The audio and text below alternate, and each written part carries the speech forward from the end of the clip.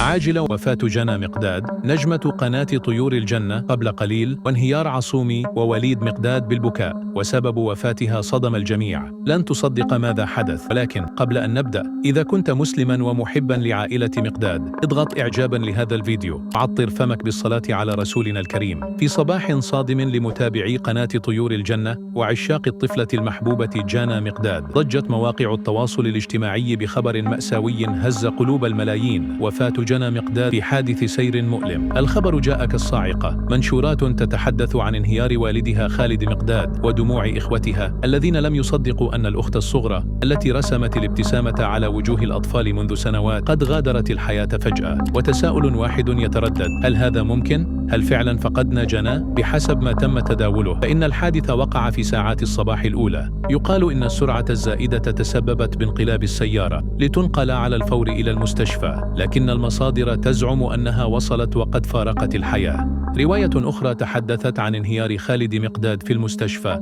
فور سماع الخبر، وسط أجواء من الحزن العميق الذي خيم على العائلة. وبينما تضاربت الأنباء حول التفاصيل، سارع البعض للبحث عن تأكيد من مصادر موثوقة، ولكن المفاجأة: حتى اللحظة لم يصدر أي بيان رسمي من عائلة مقداد يؤكد أو ينفي الخبر.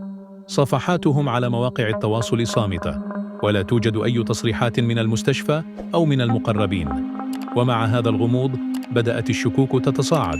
هل نحن أمام شائعة جديدة؟ هل هي مجرد فبركة إعلامية لجذب الانتباه كما حدث سابقا مع شخصيات أخرى في عالم الشهرة؟ وبالتالي وحتى الآن لا يوجد أي دليل قاطع أو مصدر موثوق يؤكد خبر وفاة جنى مقداد.